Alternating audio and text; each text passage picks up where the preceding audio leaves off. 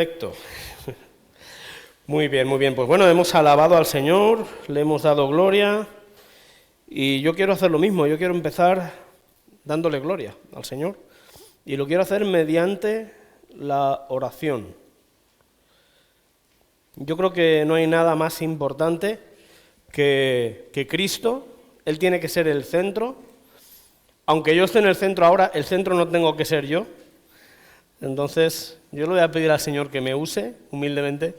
Y a mí me gustaría que, igual que yo oro por mi boca, ¿no?, también tú orases por tus oídos, para que la palabra entre, como dicen, con un oído tapado, para que no salga por el otro, para que se quede y vaya al corazón.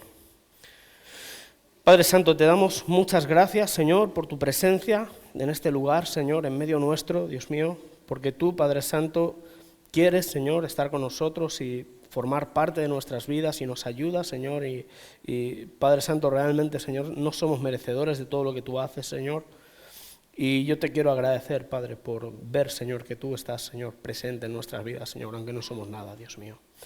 Te quiero pedir, Señor, que nos hables en esta mañana, Señor, que hables a cada corazón, que nos desafíes, Padre Santo, que esta palabra, Señor, venga de ti, Padre Santo, y sea bien entendida, Señor. Gracias, Padre Santo, por todo. Bendigo a cada uno de mis hermanos en el nombre de Jesús. Amén. Bueno, pues una pequeña matización. El pastor Carlos no lo sabía, pero realmente mi cargo en Puertas Abiertas, yo soy el coordinador de representación. Digamos, yo lo que hago es que coordino a las personas que, entre otras cosas, pues visitan iglesias, como yo. Tenemos un equipo de voluntarios de 30 personas, gracias al Señor, ¿no? Y bueno, yo les digo dónde tienen que ir cada día, y entre otras cosas, pues mi parte dentro de la organización Puertas Abiertas es representar y dar a conocer, pues, la realidad de la iglesia perseguida en tantos lugares como me sea posible. Así que estoy muy agradecido de que me abráis las puertas, valga la redundancia. Y bueno, también os transmito un saludo de parte del director de Puertas Abiertas, de Ted Blake. Y bueno, pues vamos a empezar por la pregunta de qué es Puertas Abiertas, porque bueno, más o menos ya nos lo han explicado un poquito. Vamos a poner, por favor, la presentación ahí al fondo, y así vamos viendo algunas imágenes. Cuando estén listos mis amigos de proyección. Claro, yo no veo lo que tengo aquí atrás. Ponerme, por favor, la siguiente diapositiva. Vale, bueno, Puertas Abiertas empezó no siendo una organización, empezó simplemente con un hermano que lo veis aquí a mi espalda, conocido como el hermano Andrés, aunque realmente no es su nombre, ese es su seudónimo. Y el hermano Andrés, que es holandés, sintió un llamado de parte del Señor. Él era pues una persona normal y corriente, como tú, como yo. Incluso te podría decir, porque conozco un poquito su historia, que era incluso un poquito peor que nosotros. La verdad es que era un bicho. Cuando era joven era muy travieso, era una persona que yo creo que era quizá la peor elección para lo que Dios hizo a través de él. Seguramente había mucha gente mejor para levantar un ministerio como Puertas Abiertas, pero fíjate que Dios escoge a quien Él escoge. Y escogió a este hombre y le dio un llamado a través de Apocalipsis 3:20, Apocalipsis 3:20, que dice: sé vigilante y afirma lo que aún es rescatable. Cuando él recibió este llamado, él entendió que Dios lo estaba llamando a la iglesia perseguida, porque entre otras cosas había habido una reunión de iglesias muy grande. Esto era en 1955, por eso las fotos están en blanco y negro, muchas de ellas, ¿no? Y esto fue detrás del telón de acero, en Polonia. Cuando él llegó a Polonia, se dio cuenta de que en las sociedades bíblicas no tenían lo más importante que se puede. Imaginas, ¿no?, que vas a la tienda de Biblias y no hay Biblias. Pues eso es lo que pasaba allí en las sociedades bíblicas. No habían Biblias, la Biblia se había prohibido. La Biblia estaba a esperas de que hubiera una revisión comunista de los textos, para entonces, una vez que hubiese una versión revisada de la Biblia comunista, pues todo el mundo podría tener una Biblia comunista revisada. Pero como no había una Biblia, comunista revisada, los cristianos no podían tener acceso a la Biblia. Y eso pasaba detrás de todo el telón de acero en todos los países que estaban dentro de la Unión Soviética. Así que el hermano Andrés, tras sentir ese llamado de servir a la iglesia perseguida a través de Apocalipsis 3:2, perdón, es que le he puesto aquí un 0 yo de más. Pues este hermano empezó a hacer viajes con ese vehículo que veis ahí, ese Volkswagen Escarabajo, y él pues lo llenó de sus Biblias, lo llenaba por todos los lados, llenaba las maletas de Biblias, y la verdad es que era muy valiente. Llegaron a conocerlo como el contrabandista de Dios, porque claro, era muy peligroso entrar Biblias detrás del telón de acero.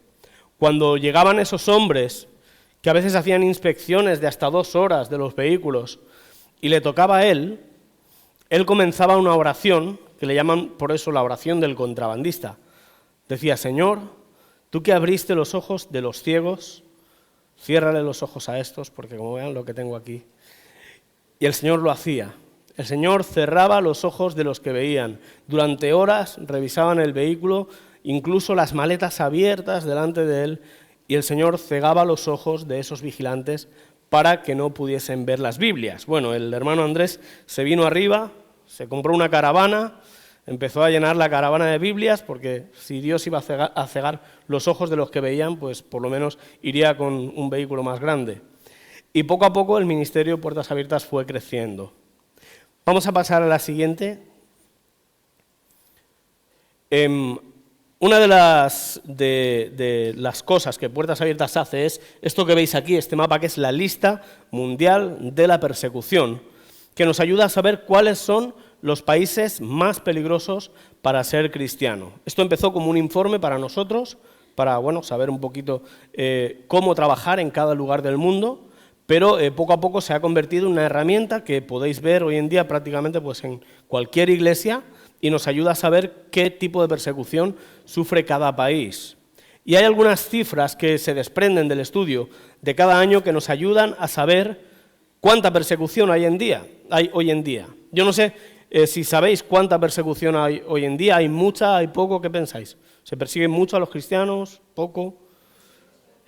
Con respecto al primer siglo, ¿mucho o poco? Bueno, hoy en día hay 365 millones de cristianos que sufren persecución por su fe, en niveles desde alto hasta extremo. Es la cifra más alta de toda la historia de la Iglesia por mucho. Ni siquiera sumando todos los siglos de existencia de la Iglesia podríamos alcanzar una cifra parecida a esta. Cuando yo empecé a trabajar en Puertas Abiertas hace casi 10 años, todavía estábamos hablando de 90 millones de cristianos perseguidos. 365 millones, para ayudar a visualizarlo, son 7 veces la población de España, o la población de los Estados Unidos más la población de Canadá, toda junta. O sea, es una auténtica barbaridad y es una persecución que va en aumento. ¿Por qué doy estos datos ahora? Porque son relevantes para la predicación y para entender lo que es el Evangelio, lo que ha sido el Evangelio y lo que será el Evangelio. El Evangelio es peligroso. Todos los años hay personas que mueren por servir al Señor. Nosotros este año pasado pudimos comprobar 4.998 cristianos que murieron por causa de su fe. No estamos hablando de cristianos que murieron en una guerra, no estamos hablando de cristianos que murieron en un accidente de tráfico, estamos hablando de personas que murieron por la misma fe que tú y yo tenemos. También pudimos comprobar cómo 14.766 iglesias fueron atacadas.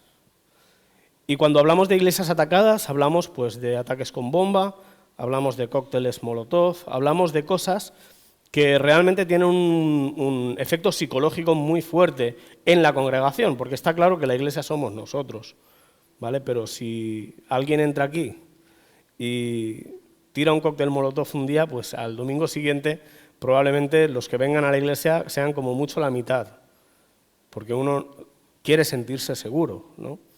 Y todos los años hay cristianos que tienen que sufrir cómo sus iglesias son atacadas, cómo sus iglesias no son lugares seguros, cómo tienen que tomar la decisión de convertir sus iglesias en iglesias clandestinas, en grupos de hogar, en este tipo de iglesia pues quizá más parecida a la iglesia de los inicios, ¿no? A la iglesia del libro de los Hechos. También este año pasado 4.125 cristianos fueron detenidos por causa de su fe. Y lo mismo, no estamos hablando de multas de tráfico, estamos hablando de proselitismo, que es pues predicar en lugares donde está prohibido predicar.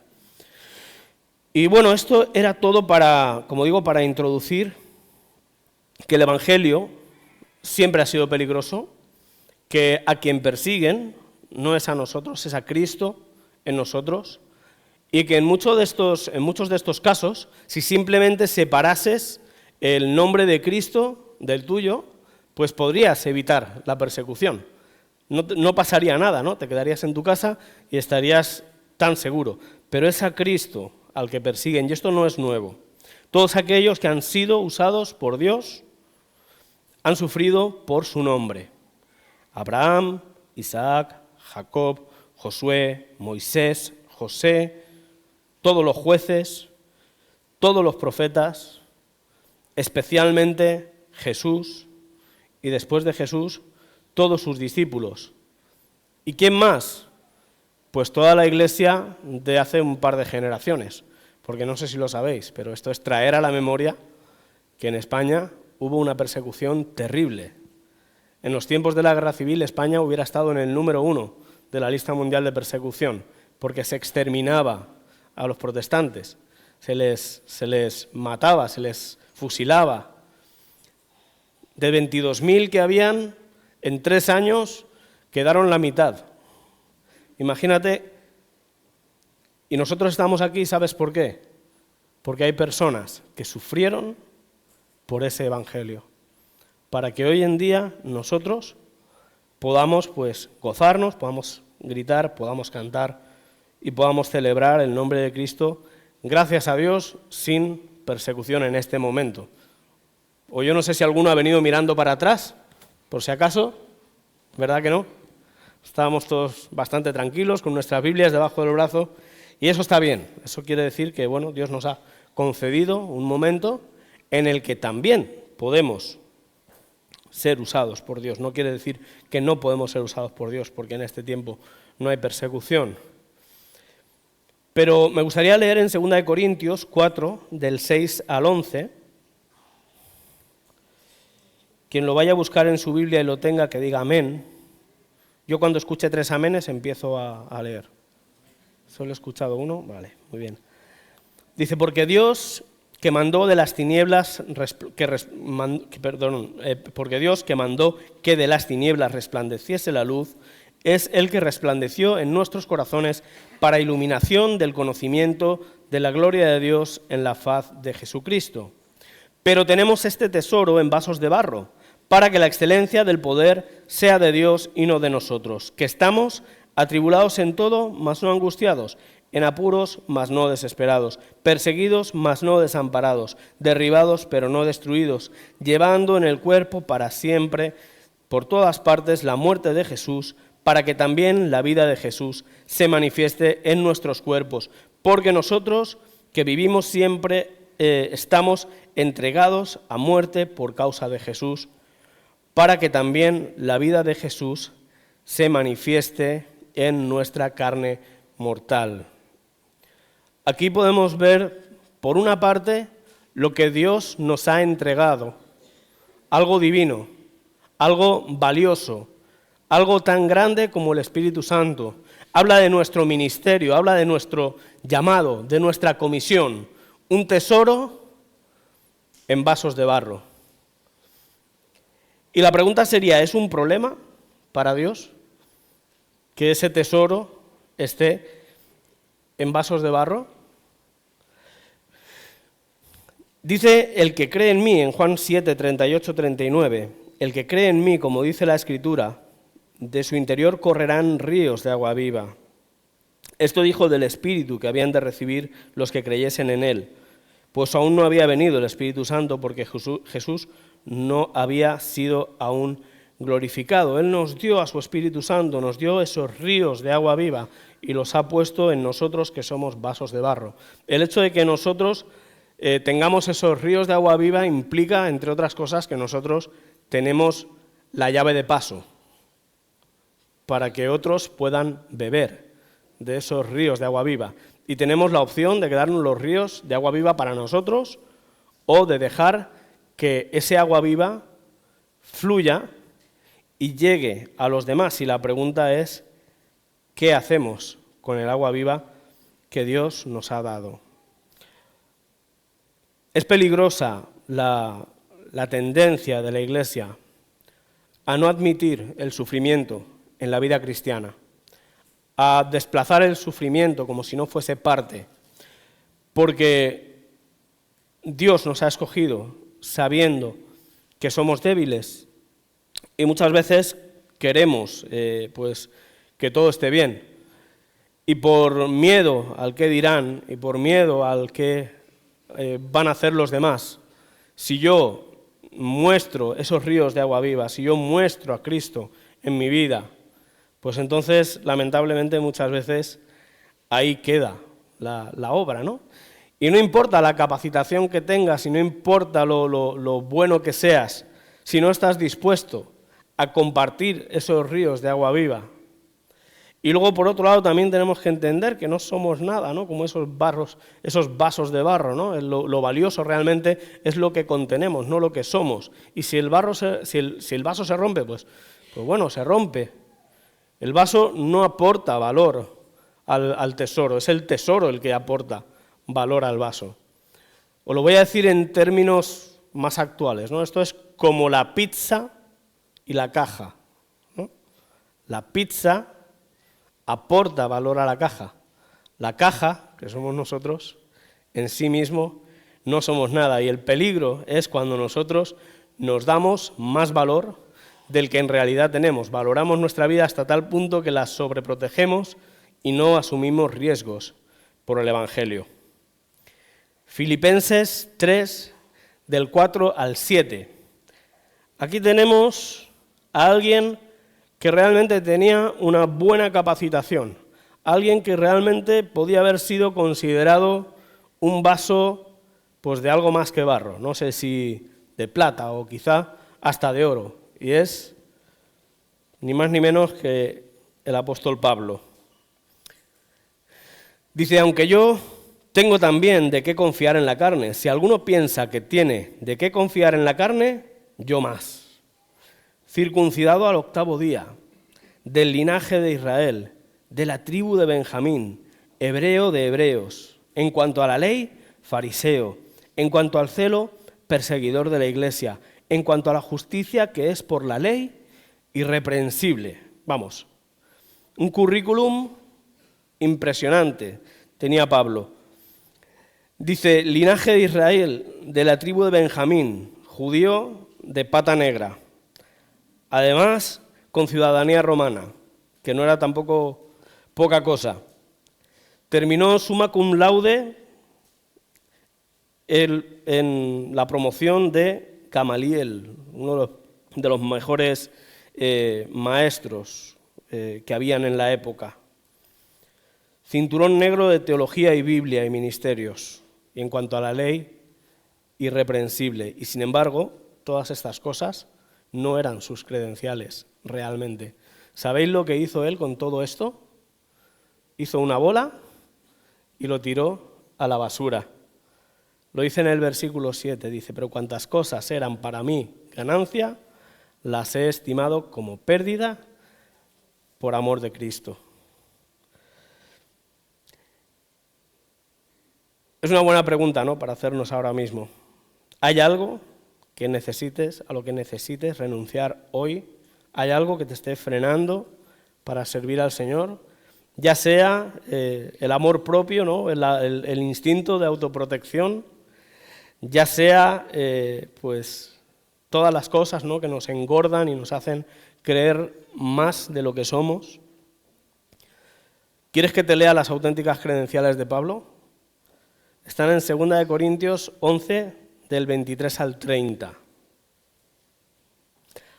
Es el famoso pasaje en el que Pablo habla como si estuviera loco. Dice, voy a hablar como si estuviera loco, ¿no? Dice, ¿son ministros de Cristo todos? Pues dice, yo más.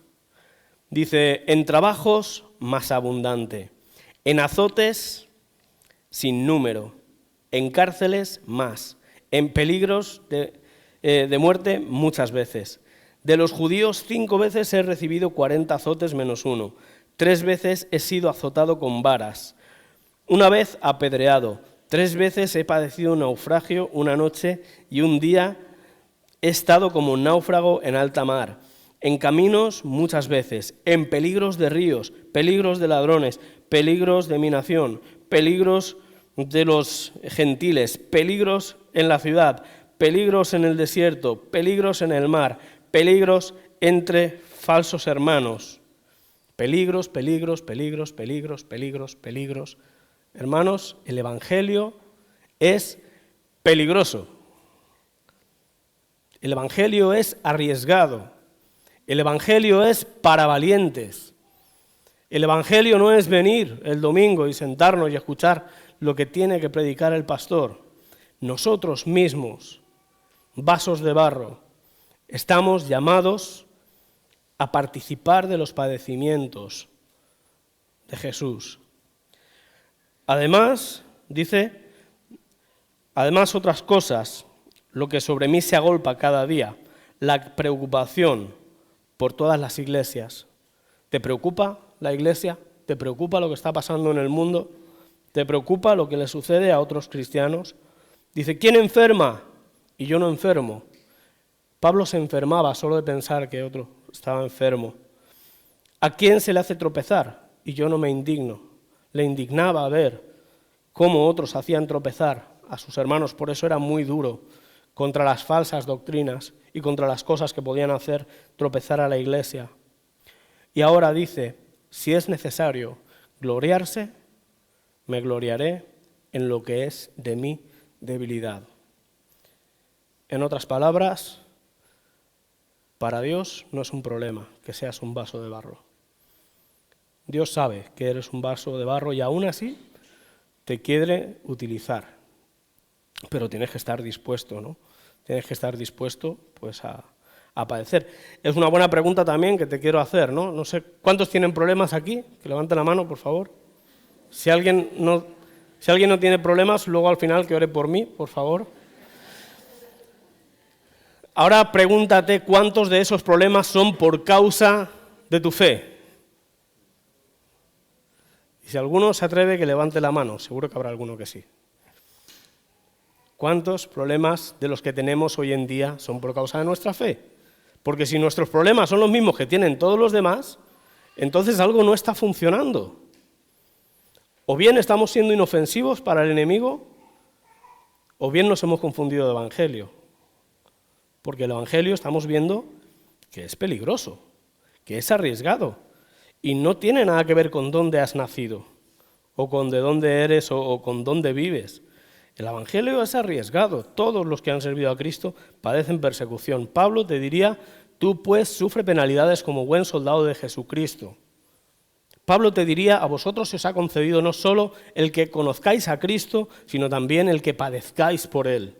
Todas esas cosas te diría Pablo, y te las diría con su propia vida, con su currículum, con sus credenciales. Sus cicatrices eran sus credenciales.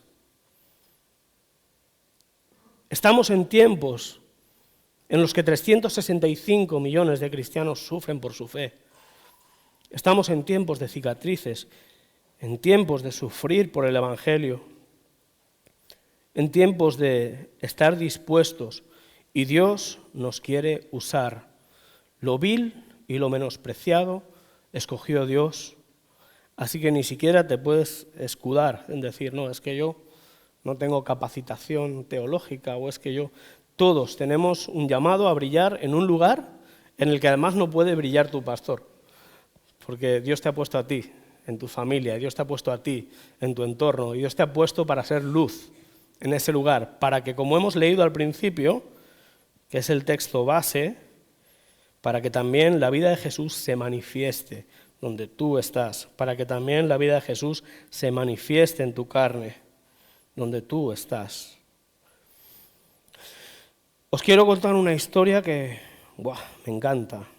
Hace unos años tuve la bendición de recibir a un hermano de India que vino, pues lo trajimos de Puertas Abiertas para contar pues cómo era la situación en India. Ahora mismo estamos en campaña por India, Puertas Abiertas, porque estamos en periodo electoral en la India, y según quien gane las elecciones, el futuro para los cristianos puede ser mejor o peor, porque ahora mismo en el gobierno hay un partido nacionalista que tiene, entre otras cosas, como objetivo el acabar con todas las minorías religiosas. Entonces, son las elecciones democráticas más grandes del mundo en todos los sentidos, por eso duran prácticamente un mes y medio, no acabarán hasta el 1 de junio, porque hay 960 millones de votantes que tienen que ir, ¿no? O sea, que imaginaros el despliegue que es. Y es también unas elecciones democráticas, por lo que hay una esperanza de que si la Iglesia ora, las personas que salgan elegidas mejoren la situación para los cristianos. Pero ¿cómo es la situación actual? Pues es complicada. Vamos a poner la siguiente diapositiva, por favor. Os quiero presentar a Advesh Kumar. Esta es la historia que me contó mi amigo y me trajo imágenes para que yo la contara también. Advesh Kumar fue humillado y puesto en ridículo, exhibido por Dios. Él es una persona, pues, ¿cómo podríamos decirlo sin que suene demasiado ofensivo? Era, por así decirlo, como el tontito del pueblo.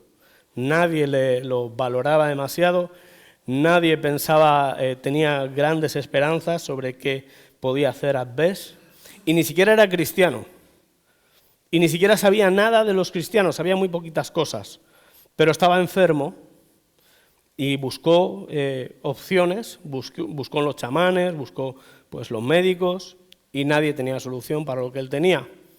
Así que, como él no sabía mucho, pero sí había escuchado que en las iglesias oraban por la gente y se sanaba, pues entonces un día irrumpió en el culto, no tenía absolutamente ni idea de la liturgia ni nada, así que interrumpió mientras el pastor estaba así predicando, como yo hoy. Él pasó por en medio del pasillo, se puso delante del pastor y le dijo: sáneme.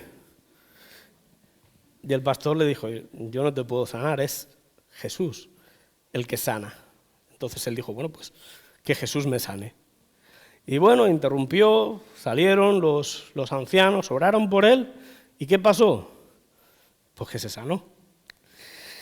Y él pues se quedó con la copla, ¿no? Como decimos. Dijo: oras y Jesús te sana. Y en mi pueblo hay gente que está enferma. Así que yo voy a hacer lo mismo. Y empezó a orar por la gente que estaba enferma y la gente se sanaba. Y cada vez había más gente que se sanaba. Una persona que no había ni leído la Biblia por aquel entonces. Pero en el nombre de Jesús la gente se sanaba. Y empezó a extenderse la fama, claro.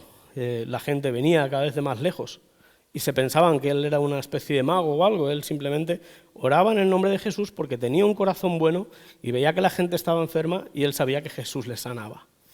Entonces, claro, esto, lo malo de la fama, ¿no?, es que llega un momento en el que también se enteraron los nacionalistas, los hindúes que tienen una mentalidad de que todo indio tiene que ser hindú, y fueron a su casa y le dijeron: mira, Advesh, tienes que dejar de hacer lo que estás haciendo, no sé si lo entiendes, pero vas a correr peligro, tu vida va a correr peligro si sigues haciendo esto. Y Advesh no lo entendía, decía: si esto es bueno, ¿por qué voy a dejar de hacerlo? Así que no hizo caso y siguió orando, y otros pocos más se fueron sanando hasta que volvieron los nacionalistas. Siguiente, por favor. Y le dieron una paliza que lo dejaron tal que así. Pon otra vez la de atrás, por favor, la anterior. Lo subieron en un burro, le afeitaron la mitad de la cabeza, lo pasearon por toda la aldea, para que todas las personas entendieran que era una persona digna de burla y digna de ser señalada y digna de que todos se rieran de él. Y aparte de eso, pues la paliza que le dieron, ¿no? Y pasaron unos meses. Puertas Abiertas hace una capacitación en muchas partes del mundo para los líderes, para enseñarles a afrontar la persecución, que se llama Firmes en la Tormenta. Y como este hombre, Adbes, había sido tan valiente, lo invitaron a asistir a esa capacitación para contar su historia a un montón de líderes en India, pues que tienen sus iglesias y que tienen que ser valientes porque también enfrentan mucha persecución. Y Adbes, como digo, que saben muy poquito, creo que era la primera vez que se subía a un púlpito, se puso delante de ellos y dijo: yo soy como Jesús. Y todos se quedaron así, como diciendo: ¿cómo que eres como Jesús? Y claro, él enseguida ya lo aclaró, dijo: a Jesús lo subieron en un burro y a mí también me subieron en un burro. A Jesús lo golpearon y a mí también me golpearon. Jesús murió por mí y yo estoy dispuesto a morir por Jesús.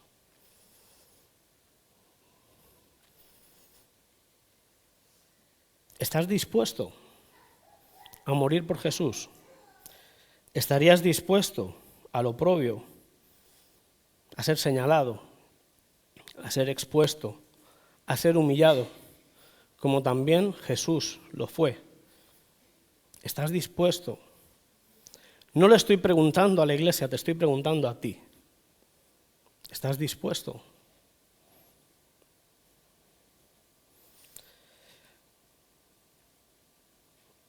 Lo bueno, ahora va la parte positiva. Juan 16:33. Quien lo tenga que diga amén.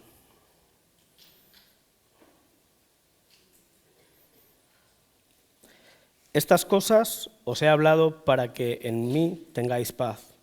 En el mundo tendréis aflicción, pero confiad, yo he vencido al mundo. Se nos está invitando a participar de una batalla que ya está ganada. Volviendo al texto inicial de 2 de Corintios, dice: estamos atribulados en todo, mas no angustiados. En apuros, mas no desamparados. Perseguidos, mas no desamparados. Derribados, pero no destruidos. ¿Qué quieren decir todos esos mas no, pero no? Quiere decir que Dios pone límites a lo que el enemigo puede hacer contra ti. Dios no te va a dejar, no te va a abandonar. Él va a estar en esa batalla.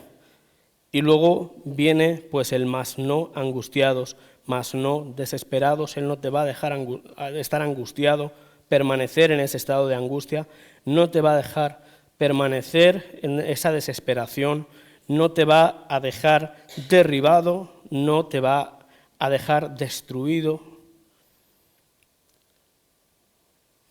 Su vida se va a manifestar a través de ti.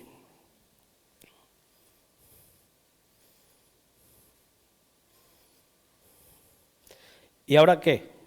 Ya hemos tomado la decisión. A partir de mañana todo va a cambiar y vamos a empezar a vivir de otra manera el Evangelio. Vamos a vivir de una manera que a lo mejor pues nos causa problemas. Entonces, ¿cómo nos preparamos? ¿Qué es lo que prepara la Biblia para cuando entramos en esa fase, ¿no? de la persecución y de las aflicciones? Porque en toda esta historia que narraba Pablo había de todo, había persecuciones, pero también habían otros problemas causados, pues como los naufragios o como otras cosas externas causadas por el hecho de que él se había subido al barco, ¿no?, de servir al Señor. El que no se sube a ese barco, pues jamás van a sufrir un naufragio tampoco, ¿no?, evidentemente. Y si estás en otro barco, pues a lo mejor tampoco. Pues hay tres cosas especialmente que yo veo en la palabra que nos ayudan. Una de ellas es el amor, que es el único mandamiento que Jesús nos da directamente. En Juan 13, del 34 al 35, dice: un mandamiento nuevo os doy, que os améis los unos a los otros como yo os he amado. que también os améis unos a otros. En esto conocerán todos que sois mis discípulos. Se me ocurre la canción esa de cuán grande es Dios y todos lo verán. Cuán grande es Dios. ¿Cómo lo van a ver? Nos lo pone aquí, bien claro. Por los cultos tan bonitos que hacemos, por las actividades tan hermosas que tenemos, no, por el amor. El mundo puede imitar lo que nosotros hacemos y hacerlo hasta mejor, pero no pueden imitar el amor de Dios, necesitan ese amor. Y ese amor está en la iglesia. Y cuando tú estás afligido porque estás sirviendo al Señor, ese amor que Cristo nos ha mandado de hermanos, de entender que somos uno, que somos un cuerpo, eso es lo que nos fortalece. Esto es lo que, para eso es para lo que es la iglesia. Cuando vengas abatido, ¡oh, qué semana he tenido de luchas! Madre mía, me echaron de tal sitio porque dije que Dios le amaba a una persona. Y estoy abatido, no pasa nada. En la iglesia hay amor y vas a ser restaurado. Otra es la unidad. La unidad está un poquito más adelante. En Juan 17, 21, no es un mandato, es un deseo del corazón de Jesús, que creo que para mí es incluso más importante. Porque cuando Él estaba en intimidad con el Padre, orando, lo que le pedía es para que todos sean uno. Como tú, Padre, en mí y yo en ti, que también ellos sean uno en nosotros.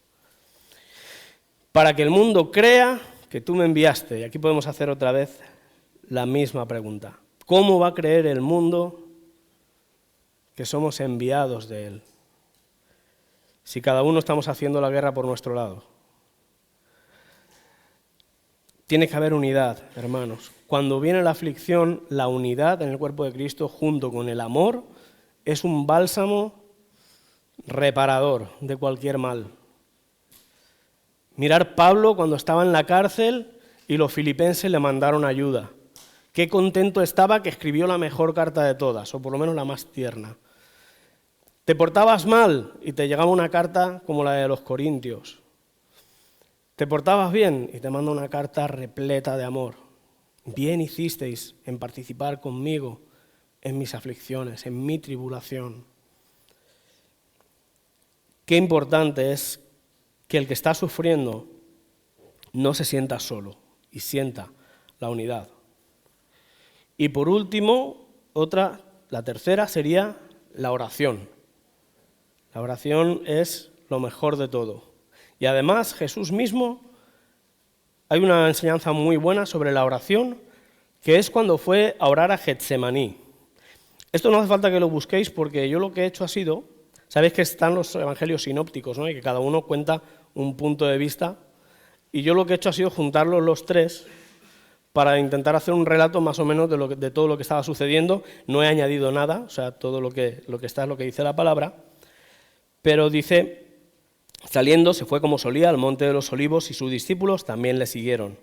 Cuando llegó a aquel lugar, tomó consigo a Pedro, a Jacobo y a Juan, y comenzó a entristecerse y a angustiarse y les dijo, mi alma está muy triste hasta la muerte, quedaos aquí y velad. Ahora la pregunta, para ver si habéis estado atentos, ¿qué es lo primero que hizo Jesús cuando se sintió angustiado y afligido? No. Tomó a Pedro, a Jacobo y a Juan y les abrió su corazón. Buscó ayuda. Y era Jesús. Buscó personas para que velasen con él. Quizá él sabía que era algo muy fuerte y que no se lo podía decir a todos los discípulos, por eso quizá los que no estaban tan maduros los dejó y se fue con estos tres, ¿no? Pero él les confía su oración y les dice que velen con él y bueno, ellos también tenían lo suyo, porque había sido una semana muy dura. Esa semana les había anunciado la negación de Pedro, les había anunciado lo de Judas, o sea, estaban todos como para que ahora les viniese a decir estas cosas. Y dice, orad que no entréis en tentación. Y se apartó de ellos como a distancia, como un tiro de piedra. y puesto de rodillas oró diciendo: Padre, si quieres, pasa de mí esta copa, pero no se haga mi voluntad sino la tuya. Y se le apareció un ángel del cielo para fortalecerle, y estando en agonía, oraba más intensamente. Esta frase también es interesante, porque a veces, estando en agonía, pues oramos menos intensamente. Pero Jesús no, Jesús estando en agonía todavía se dedicaba más a la oración. No se esperaba que el problema se fuese solo. Sabéis que en la Biblia no existe la palabra solución para los problemas. Los problemas, solución hace referencia a cuando algo se disuelve, ¿no?, y desaparece, ¿no? Existe la palabra éxodo, salida. Hay una salida para cada problema, ¿no? Dice, y estando en agonía oraba más intensamente, y era su sudor como grandes gotas de sangre que caían hasta la tierra. Cuando se levantó de la oración, vino a sus discípulos y los halló orando fervientemente. No, ¿verdad? Todos lo sabemos, los halló durmiendo. Y dice a causa de la tristeza, como digo, ellos también tenían lo suyo. A veces alguien va a venirte a pedir que ores por él y a lo mejor no es el mejor momento. A lo mejor tú también tienes lo tuyo.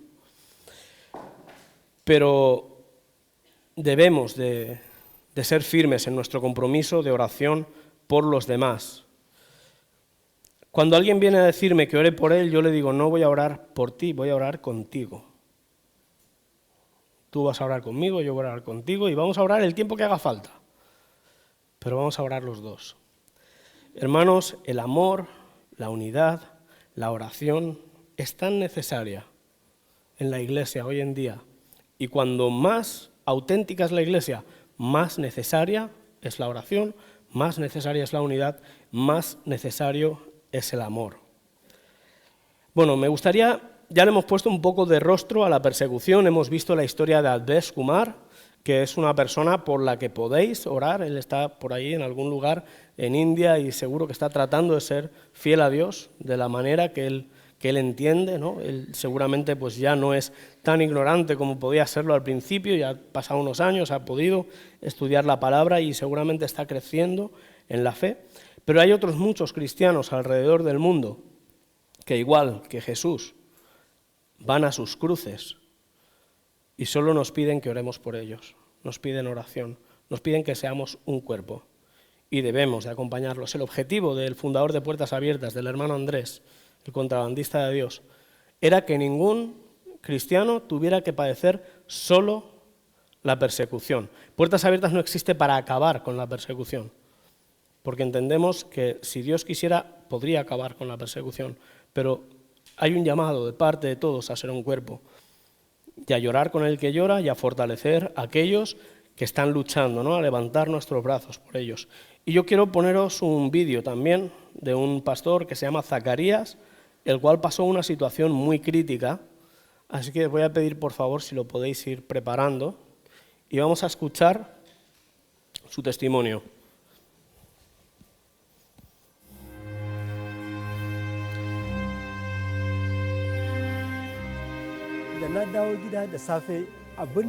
Cuando llegué a mi pueblo aquella mañana, me di cuenta de que la gente caminaba en dirección contraria, huyendo. La mayoría iba descalza, con el cuerpo cubierto de barro, porque habían tenido que arrastrarse para escapar del ataque. Cuanto más me acercaba a mi casa, más gente veía con heridas y cadáveres junto a la carretera.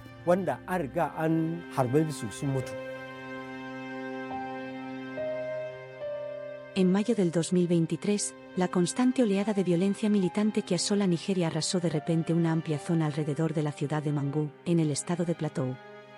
En el transcurso de solo una semana, 125 personas perdieron la vida, 216 resultaron heridas y 27 pueblos quedaron destruidos. El pastor Zacarías vive en una de esas aldeas y la noche del ataque se encontraba de viaje, regresó a casa la mañana siguiente. Mi casa estaba completamente quemada, incluso todo lo que había dentro. Busqué por toda la casa para ver si encontraba a mi mujer y a mi hijo, pero no pude encontrarlos. Finalmente, revisé todas las habitaciones de mi casa y encontré sus cuerpos en la cocina. El ataque contra la aldea del pastor Zacarías fue uno de los muchos que se produjeron aquella semana en esa región. Los militantes Fulani no explicaron por qué atacaron a los vecinos, en su mayoría cristianos.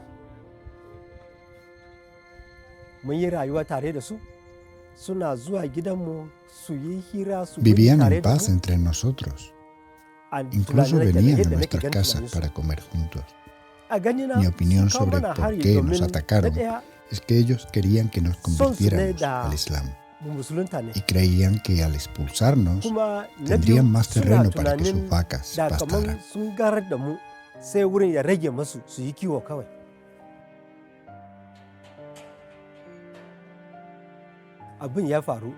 Cuando ocurrió, sentí que Dios me había abandonado. Empecé a pensar, si Él es el Dios verdadero, ¿por qué permitió que nos atacara? ¿Dónde estaba? ¿Dónde estaba Dios? ¿Por qué no actuó? Invitamos al pastor Zacarías y a muchos otros supervivientes de los brutales ataques a nuestro centro de traumatología de Nigeria. Allí encontró alivio a las muchas preguntas que presionaban su alma. Verdaderamente, si no hubiera venido a esta capacitación, creo que la vida habría sido muy dura para mí, porque en los meses anteriores a acudir a la capacitación no podía dormir. Mis pensamientos volvían una y otra vez a los ataques, pero después de recibir atención postraumática, mi mente está tranquila. Una lección importante que nos enseñaron fue que Dios permite que nos ocurran algunas atrocidades a su debido tiempo. Y también nos enseñaron a perdonar a los que nos atacaron. Esta enseñanza realmente me ha animado, porque ahora mismo en mi mente estoy pidiendo a Dios que les perdone y que entren en el reino de Dios, para que no mueran en sus pecados. Al perdonar a los brutales asesinos, el pastor Zacarías pudo liberarse de la carga de odio e ira de su propio corazón. Y eso le ayuda a continuar su vida en el amor. Quiero decir a la gente que se encuentra en situaciones como la que hemos vivido, que mi oración para vosotros es que confiemos en Dios, porque Él es todo por lo que vivimos.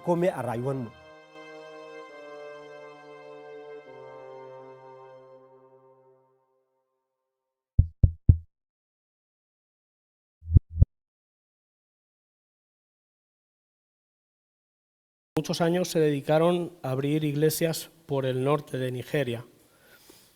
Y un día, pues, llegó a su casa, se encontró su pueblo en llamas, gente corriendo en sentido contrario. Cuando entró en su casa, encontró los cadáveres de su mujer y de sus hijos, quemados. ¿Cómo sigues adelante después de algo así, ¿no? ¿Cómo se levanta un ministerio después de un golpe tan fuerte como ese? Pues esa es la razón de Puertas Abiertas, el poder fortalecer a personas como Zacarías y personas pues como Adves y personas como hay alrededor del mundo con necesidades diferentes. Y yo pienso en esta cifra de 365 millones de cristianos perseguidos. Y lo que se me ocurre es que si hubieran 365 millones de compañeros de oración, de personas que les apoyasen, que sostuviesen sus brazos, que les ayudasen, que hiciesen lo posible también para que ellos pues, pudiesen recibir la ayuda que necesitan. Siguiente, por favor.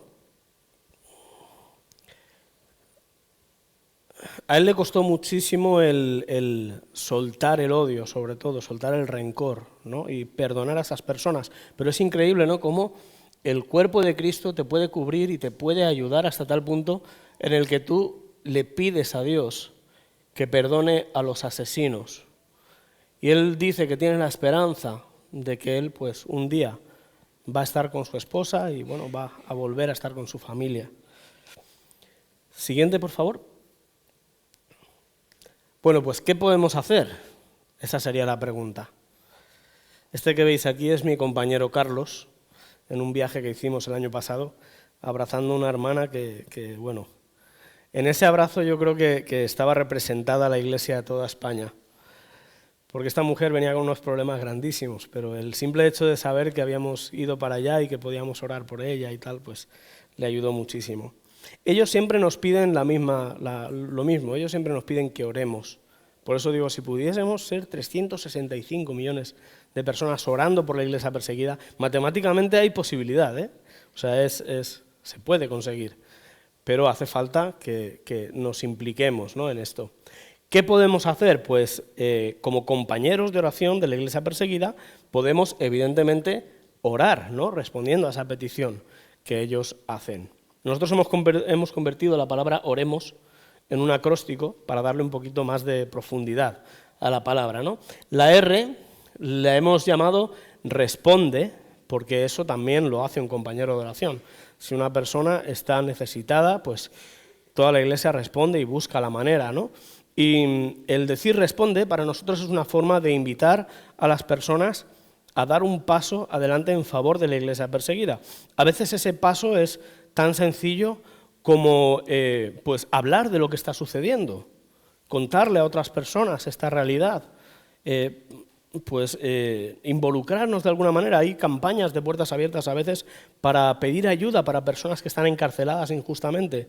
Pues responder es dar voz a esas personas que no tienen voz. Y yo quiero invitaros, os hemos entregado estos abanicos a la entrada. He visto alguno que se abanicaba con él. No pasa nada de esta. Y aquí tenéis, tenéis el acróstico de Oremos para que lo podáis utilizar, pero también tenéis las redes sociales de Puertas Abiertas para que podáis seguirlas y compartir los contenidos y darle pues un poquito más de alcance, ¿no?, a lo que Puertas Abiertas hace, y quiero invitaros a eso. La E es de escribe. Algo que marca completamente la diferencia en un cristiano que está sufriendo persecución es cuando reciben cartas. Hay campañas de cartas que se hacen en Puertas Abiertas, también tienes la dirección de la página web aquí para que puedas entrar. En este momento tenemos una campaña de cartas que incluye poder escribir cartas a cristianos de la India, porque como estamos en campaña en favor de la India, entonces hay muchas veces pues, que a lo mejor estás en casa que no sabes qué hacer, pues voy a entrar a Puertas Abiertas y le voy a escribir una carta a un hermano que está padeciendo. Y sabes, cuando estos hermanos reciben 25 kilos de cartas, como alguna vez se les ha entregado, y se dan cuenta de que hay personas alrededor del mundo que están orando por ellos, personas de un país que ni conocen y están orando por ellos, esto realmente marca una diferencia. La M es de moviliza, y para esto pues también quiero incidir en las redes sociales. Lamentablemente esta información no la vas a ver en las noticias, y si esta cifra de 365 millones fuese de cualquier otra desigualdad social, pues probablemente estaría todos los días en las noticias. Pero al ser una cuestión de fe, pues no se le da cobertura. Y yo quiero invitaros a que compartáis para que otras personas puedan saber lo que está sucediendo y para también fomentar que otras personas puedan orar por la iglesia perseguida. La O es ofrenda. Bueno, evidentemente es necesario también pues, poder contar con recursos económicos para poder bendecir a la iglesia perseguida. No es el todo, ni mucho menos, de Puertas Abiertas, y Dios sabe pues, que cada uno tiene la situación que tiene, pero todos los proyectos, si podemos dar atención postraumática, es porque hay gente como tú y como yo que está apoyando el ministerio. Si podemos hacer un pozo para que un cristiano pueda acceder al agua potable es porque hay gente que está apoyando. Incluso si podemos llegar para darles un abrazo es porque hay gente que está apoyando. Entonces, pues también es necesario. Pero para mí la más importante de todas, y por eso está subrayada, es la de sabe. Un compañero de oración sabe lo que está sucediendo. Pues ¿por qué es importante saber? Pues la palabra dice que la oración eficaz del justo puede mucho. Para que la oración sea eficaz tiene que estar basada en el conocimiento de lo que está sucediendo. Hay gente que dice, yo oro mucho por la iglesia perseguida, pero no sé de dónde les llega la información. Ojalá que les llegue de una buena fuente. Nosotros tenemos muchas historias que contar, tenemos un calendario de oración para que cada día de la semana puedas orar por un cristiano perseguido, para que puedas levantar los brazos de esa persona. Míralo de esta manera, nosotros estamos como cuando atacaron los amalecitas al pueblo de Israel, y ahí estaba Moisés, lejos de la batalla, pero al mismo tiempo siendo parte de la batalla. A nosotros hoy en día no nos ataca nadie, gracias a Dios, pero también somos parte de esta batalla. Así que quiero animaros, siguiente por favor, a que nos convirtamos en compañeros de oración, y para esto pues yo quiero pedir que todo aquel que quiera ser un compañero de oración, que quiera orar con conocimiento, recibiendo ese calendario de oración y demás, que rellene la hojita que pone digo que sí, quiero ser un compañero de oración. No tienes que hacer nada más, no es necesario que hagas, por la parte de atrás hay información sobre donativos, seguro que lo has visto, no es necesario que hagas un donativo para que recibas los temas de oración, pero sí es necesario que rellenes la hojita, que te tomes unos minutos para hacerlo. Si no tienes boli, luego me lo puedes pedir, voy a estar en una mesa fuera, ¿vale? Que la rellenes con la mejor letra que te sea posible, porque a veces nos las entregan encriptadas y cuando más nos simplifiquéis el trabajo, mejor. La dirección, es importante ponerla completa, no sé por qué, hay gente que me pone su calle y se piensa que soy adivino y que yo sé todo lo demás y solo me ponen la calle, y digo, en esta calle habrán por lo menos 100 portales, pero no, poner por favor toda la información, y una vez rellenado se corta, yo me quedo la parte blanca, me la entregáis a mí. Y esto, donde tenéis las redes sociales y todo lo demás, es información para que la tengáis vosotros y la podáis utilizar, ¿vale? Si mañana tengo el bendito problema de tener 50 hojas de respuesta, quiere decir que hay 50 personas que quieren ser compañeros de oración de la Iglesia Perseguida, y es un problema que me gustaría tener, o sea, no tener tiempo para meter todas las direcciones al ordenador. Así que yo os animo a que hagáis esto, ¿no? Y que lo hagáis hoy. Y hay una cosa más que le comenté al pastor Carlos que quería decir. Siguiente diapositiva. Aparte de todo lo que he dicho, no sé si te gustaría ir a otras iglesias y contar las historias de la Iglesia Perseguida, pero estamos buscando fortalecer el equipo de representantes, de portavoces, voluntarios aquí en Barcelona. Necesitamos personas que tengan la disposición de por lo menos un domingo al mes poder ir a una iglesia a hacer una presentación. Necesitamos que esas personas evidentemente puedan hablar en público sin que se les quede la mente en blanco. Tenemos que darles una formación. Hay unos requisitos muy importantes, tienes que estar por lo menos 2 años siendo miembro de la iglesia, tienes que tener el aval de tu pastor para poder iniciar la formación, y luego además la formación puede que la apruebes o puede que no, depende, ¿no? Pero realmente es muy importante. Recibimos el llamado de parte de Dios para poder seguir creciendo, de pedir vasijas prestadas, y es lo que estamos haciendo, pedir vasijas. Entonces, si a alguien le interesa y quisiera ser un portavoz, en cualquier parte de la hojita me puedes poner portavoz, pero que sepas que el filtro es bastante grande y que evidentemente tendrás que hablar con tu pastor y demás. Pero bueno, no obstante, si manifiestas el interés, pues yo estaré muy contento. Y nada más, muchísimas gracias por permitirme estar aquí y dirigirme a vosotros, y os espero en la mesita que he puesto al final.